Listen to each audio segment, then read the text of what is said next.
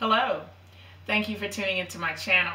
I'm going to start a new commission quilt for Christmas this year, and it's a shirt quilt. So if you want to see how I start this process by reviewing the shirts, please stay tuned.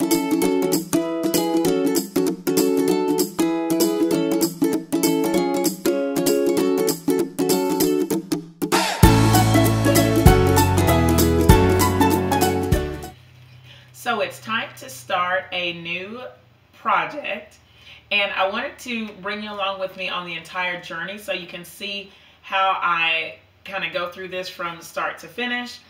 And what I have here in this bag are some shirts for a quilt.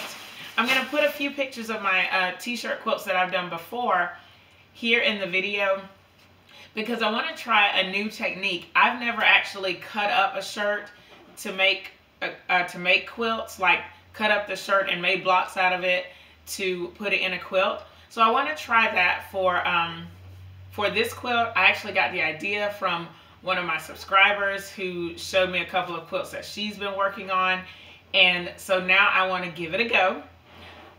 My plan is to take a block that I've made before and use it to create this quilt. But what I want to do today, I have never even opened this bag. I have no idea what's in here.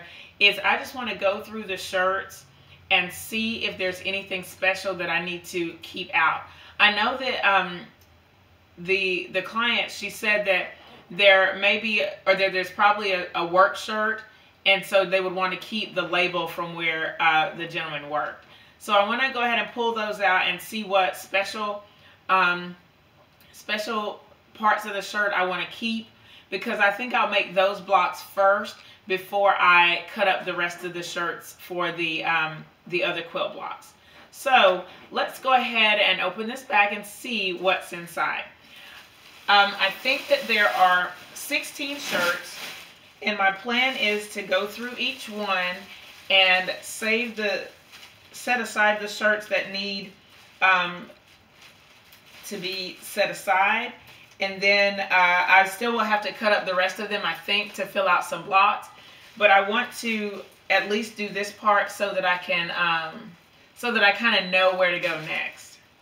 So this is like very first part of the process, and it's new for you guys on YouTube, but it's also new for me because I typically do shirts that I just use the whole shirt like as a panel.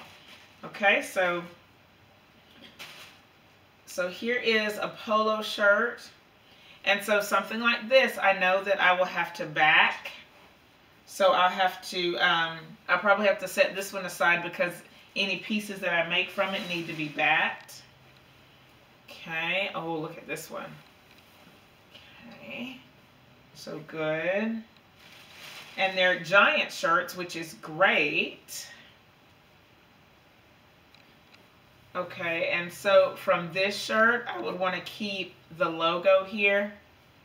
So I'll put that one to the side because that will have to be dealt with first. Okay, let's see. Here's just another polo type shirt that will need a little bit of backing on it. Okay. And the shirts like these, I don't think that I have to back them. This one's pretty thick, so I know I don't have to back it. One cool thing about this is that these shirts are giant. Let me count how many. So 1, 2, 3, 4, 5. Okay. And then here's a polo shirt, but it'll have to be backed. These are all like 2X's, so they're pretty huge. All right. And I wasn't sure if I would have to do a lot of backing, but it looks like I might, and that's okay. I'm just going to do it. But it's going to help me to figure out what needs to be set aside and what I can go ahead and start cutting. Let's see. Okay. These are some pretty cool shirts. Here's another one. So I just have to make some decisions about like how much of these I want to use and how big I want the quilt to be. I think it can be pretty big. Oh, this one's going to be interesting to put into a shirt, into the quilt, because it's so bright compared to all the other ones. So I'm interested to see how it turns out. Let's see. So this is just a dress shirt. Cool, cool, cool. So let's see. Oh, this one's very interesting. So that one will be interesting once it's cut to see how it falls in the quilt. And then she had said there was a work shirt in here, but I haven't come across it yet. Oh, here it is. Okay. So here is a work shirt that they will probably, oh, so it has the company and then the name tag. So I probably will keep both of these and the pocket with it. So I'm gonna go ahead and set those to the side. Okay. And then what's left in here is this shirt that has so it has two things on it, but I think that I would keep the back. Well, actually, I probably could keep both of them and make a block out of both of them. So I'm going to go ahead and pull those to the side as well. Okay, so let me count them. 1, 2, 3 that I have to make special blocks for. 4, 5, 6, 7, 8, 9, 10, 11, 12, 13, 14, 15, 16 shirts. Now I want to take a minute and go over the block that I think I'm going to try to create with this with these shirts. I want to go over my plan with you for this quilt, and since I'm using a method that I've never used before, I really took the time to write down my plan as I get ready to put this quilt together. I just listed that there are 16 shirts here in the quilt, and my plan is to make this block, the woven cross block, and I want to do it in a 5x6 layout, so 30 blocks total. And what I did was I just kind of asked myself questions as I went through the process. I first, after I've gone through the shirts, I decided which ones I want to have a special block made from. So we're starting with the work shirts, and so I have those four blocks that I want to make, and these are the parts of the shirts that I want to use for that. And then I listed here that I'm going to need 26 remaining blocks if I choose to stick with that that layout. And I have I drew out the block here. Oh, I feel like you can't see that. It doesn't matter. Okay, so let me zoom out just a little bit so you can see it. Okay, so what I did is I drew out this woven cross block right here. These are not actual colors in the quilt. I just drew it so I could have a layout for it. And then I've determined what each block needs, which is 4 matching rectangles and squares. You can see here's one, and the green one, and the black one, and the red one here. And then in the picture of the block, the corner squares all match. So I have that there as well.